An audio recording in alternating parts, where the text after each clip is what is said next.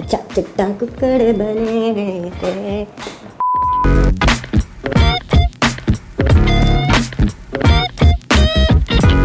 अस्सलाम वालेकुम एवरीवन, आज मैं Realme 5 का रिव्यू करने वाला हूँ। फाइनली Realme 5 Pro का रिव्यू तो आपने देख लिया होगा, हमने पहले अपलोड कर दिया था, लेकिन ये अनफॉर्चुनेटली पता नहीं गलत एड्रेस पर चला गया था। Realme वालों ने पता नहीं किसको भेज दिया था। खैर आज मैं फाइनली इसका रिव्यू करने वाला हूँ और 26,000 रुपये के लिहाज से मैं आपको बताता हूँ ये फ़ोन वर्थ इट है या नहीं। सो गाइस प्राइस है इसकी 26,000।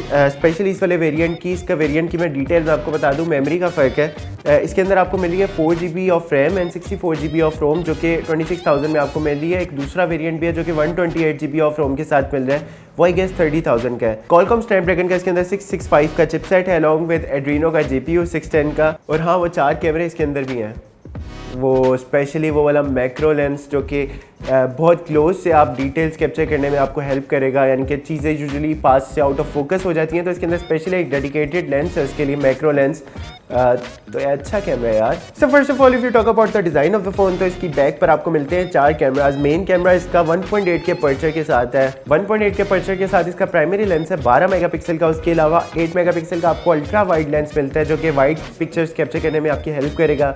2 ओल्ड लेंसेज अवेलेबल हैं जो कि 2-2 मेगापिक्सल की हैं। एक है मैक्रो शॉट्स के लिए और एक है पोर्ट्रेट शॉट्स के लिए। सैंपल पिक्चर्स के मैं आपको सारे बाद में दिखाता हूँ, फिलहाल डिज़ाइन की बात कर लेते हैं। राइट साइड पर आपको इसकी मिलती है पावर की, लेफ्ट साइड पर आपको इसकी मिलती हैं वॉल्यूम कीज़, और इसके ऊपर इसके सिम स्लॉट्स और इसके SD कार्ड के डेडिकेटेड स्लॉट भी अवेलेबल है। डिवाइस के बॉटम में आपको इसकी मिलती है 3.5mm की ऑडियो जैक, इसके प्राइमरी माइक, माइक्रो USB की स्लॉट और इसके speakers. While on the other hand front side पर आपको मिलता है 13 मेगापिक्सल का कैमरा, और इसका डिस्प्ले ऊपर फुल बेजल डिस्प्ले, छोटा सा नॉच है ऊपर जिसके अंदर इसके कैमरा अवेलेबल है। डिस्प्ले के नीचे चिन थोड़ा सा कंपैरेटिवली ज़्यादा है, जो कि आई डोंट नो क्यों इतना ज़्यादा रखा गया, थोड़ा कम हो सकता था, लेकिन खैर 6.5 इंचेस का इसका टोटल डिस्प्ले है जो कि HD के रेजोल्यूशन के साथ आता है। बैक डिवाइस की आप देख सकते हैं, हाँ बिल्ड प्लास्टिक की है, लेकिन ऊपर स्पेशली ये जो डिज़ाइन, ये जो इसके ऊपर मल्टीपल एंगल से लाइट पड़ने पर रिफ्लेक्शन पड़ता है, बड़े मज़े का लगता है। क्रिस्टल ब्लू इसका कलर है।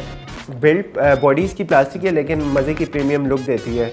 So if you talk about the specs of the phone, तो एंड्रॉइड वर्जन 9 इसके अंदर पाई अवेलेबल है Qualcomm स्नैपड्रैगन 665 के चिपसेट के साथ अलॉन्ग विद एड्रीनो 610 का GPU, और इसकी GPU की परफॉर्मेंस भी आप देख सकते हैं। इसके अंदर मैंने PUBG काफ़ी देर तक खेली, हीटअप जैसे इशूज़ तो बिल्कुल भी नहीं हुए, इवन लैगिंग जैसे इशूज़ भी नहीं थे, क्योंकि इसके अंदर भी डेडिकेटेड गेम मोड आपके पास मिलता है जो कि ऑटोमेटिकली बाकी के प्रोसेसर्स पीछे के स्लो डाउन करके सारा फोकस, सारी आपके फ़ोन की मेमोरी को प्रायोरिटाइज करता है, जिसकी वजह से आपको अच्छा गेमिंग एक्सपीरियंस मिलता है। लेकिन एक बात में मैं काफ़ी कंफ्यूज हुआ कि यार इसके अंदर अच्छा ऑल दो GPU अवेलेबल है, लेकिन स्टिल इसके अंदर बैलेंस ग्राफिक्स पर PUBG चल रही थी। इसके जब मैंने HD पर शिफ्ट किया तो लिखा हुआ था the mode will be available in the device really सून, लेकिन फिलहाल इसके अंदर आप बैलेंस ग्राफिक पर काफ़ी ईजिली स्मूथली खेल सकते हैं PUBG। Storage 4GB of RAM, 64GB of ROM जो कि एक्सपेंडेबल है up to 256GB through micro SD card. Display device का HD का आपको मिलता है 720x1600 के रेजोल्यूशन के साथ। 6.5 इंचेस का डिस्प्ले है जिसकी DPI 320 और PPI 270 है। हाँ बैटरी इस डिवाइस का एक बड़ा प्लस पॉइंट है क्योंकि 5000 mAh की बैटरी बहुत बड़ी बैटरी है, तो बैटरी पॉइंट ऑफ व्यू से फ़ोन काफ़ी ज़्यादा अच्छा है। तकरीबन 1.5 दिन आप इसके अंदर काफ़ी आसानी से निकाल सकते हैं, और प्लस इसके अंदर इवन चार्जिंग टाइम भी, ऑल्दो बहुत बड़ी बैटरी है तो मैंने एक्सपेक्ट किया था बड़ी स्लो करके चार्ज करेगा, लेकिन चार्जिंग टाइम इसके अंदर ऐसा जितना कुछ ज़्यादा नहीं था। तकरीबन 2 घंटे के अंदर आपका फ़ोन फुली 100% चार्ज कर देता है। लेकिन एक बात इसके अंदर और हो सकती थी जो कि Type-C इन्होंने Realme 5 Pro के अंदर इंक्लूड किया, वो इसके अंदर एक्सक्लूड कर दिया। इसके अंदर आपको नॉर्मल माइक्रो USB की पोर्ट मिलती है, जबकि USB Type-C आपको Realme 5 Pro में मिलेगी। अच्छा गाइस, अगर इसकी कैमरास के बारे में बात की जाए तो टू बी ऑनेस्ट इसकी कैमरा पर एक अलग से वीडियो भी शायद बनी चाहिए, क्योंकि इसकी कैमरास की काफ़ी ज़्यादा फीचर्स है। क्योंकि ऑब्वियसली 4 कैमरास का मतलब ये है कि ये फ़ोन स्पेशली कैमरा लवर्स के लिए डिज़ाइन किया गया है। तो इसका मेन कैमरा 12 मेगापिक्सल का 1.8 के अपर्चर के साथ, मतलब रात को भी आपको अच्छी पिक्चर्स मिल जाएंगी इस फ़ोन के थ्रू, जो कि वाइड लेंस है इसका मेन लेंस। सेकंड लेंस इसका 8 मेगापिक्सल का है जो कि अल्ट्रा वाइड लेंस है, जिसके थ्रू आप वाइडर पिक्चर ले सकते हैं। 2 मेगापिक्सल का इसका एक मैक्रो लेंस भी अवेलेबल है जो कि बिल्कुल क्लोज, अगर आप किसी ऑब्जेक्ट की पिक्चर लेना चाहते हैं तो उसमें काफ़ी ज़्यादा हेल्पफुल रहेगा, अच्छी डिटेल कैप्चर कर रही है अभी।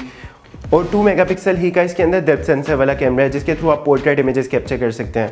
अच्छा गाइस, मैक्रो लेंस जब मैं टेस्ट कर रहा था तो मैक्रो लेंस के थ्रू जब ऑब्जेक्ट्स को बिल्कुल पास से आप कैप्चर करने की कोशिश करेंगे तो ऑटोमेटिकली ऊपर मैक्रो लेंस यानी कि AI उसको ऑटोमेटिकली डिटेक्ट कर लेगा कि मैक्रो ऑब्जेक्ट है, मैक्रो पिक्चर आप लेने लगे तो मैक्रो शॉट पे स्विच हो जाएगा, कैमरा आपको स्विच करने की ज़रूरत नहीं पड़ेगी। लेकिन जब मैं उसी को वीडियो मोड में कैप्चर करने की कोशिश करता तो वीडियो में somehow I think macro lens काम नहीं करता। तो macro lens is just for pictures, लेकिन हाँ वीडियो मोड में इसके अंदर ऑब्वियसली कैमरा सेंट्रिक फ़ोन है तो इसके अंदर आपको 4K भी फीचर मिल रहा है, 1080p भी वीडियो रिकॉर्डिंग मोड मिल रहा है और 720p पे तो आप कर ही सकते हैं। अच्छा, वीडियो मोड में मुझे एक और चीज़ इसकी काफ़ी मज़े की लगी है वो ये कि इवन मैंने नोट किया है कि इवन जो बड़ी फ्लैगशिप डिवाइसेस होती हैं उसके अंदर भी जब आप अल्ट्रा स्लोमो में वीडियो रिकॉर्ड करते हैं तो ऑटोमेटिकली रेजोल्यूशन डाउन करके 1080 से 720p तक ले आता है, लेकिन इसके अंदर मैंने देखा है कि अल्ट्रा स्लोमो पर भी 1080p तक आप वीडियो रिकॉर्ड कर सकते हैं, which is a really good thing. आपकी वीडियो डाउन स्केल नहीं होगी, आप अच्छी क्वालिटी की वीडियो स्लोमो में भी रिकॉर्ड कर सकते हैं।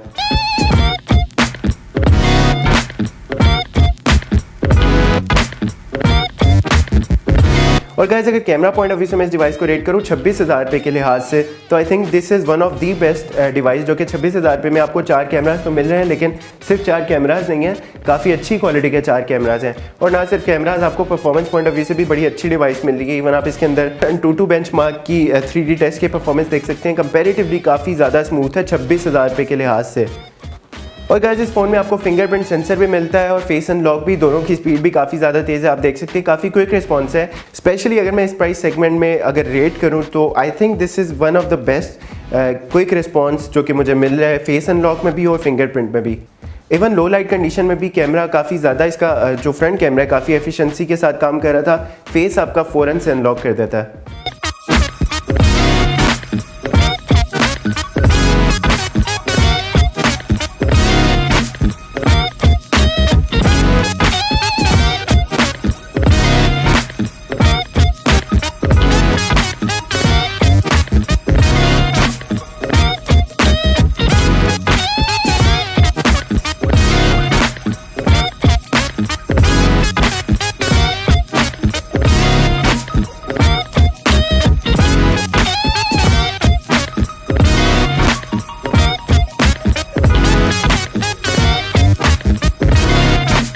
तो guys this was all about Realme 5 4। अगर मैंने इस डिवाइस का कुछ भी मिस कर दिया तो आप मुझसे नीचे कमेंट्स में पूछ सकते हैं, मैं आपको रिप्लाई ज़रूर कर दूंगा। और अगर आप चाहते हैं कि मैं इस फ़ोन को किसी भी फ़ोन के साथ कंपेयर करूं इसी प्राइस रेंज में या कोई दूसरे फ़ोन के साथ, तो वो भी मैं कर दूंगा, आप मुझे नीचे कमेंट्स में सजेस्ट कर सकते हैं।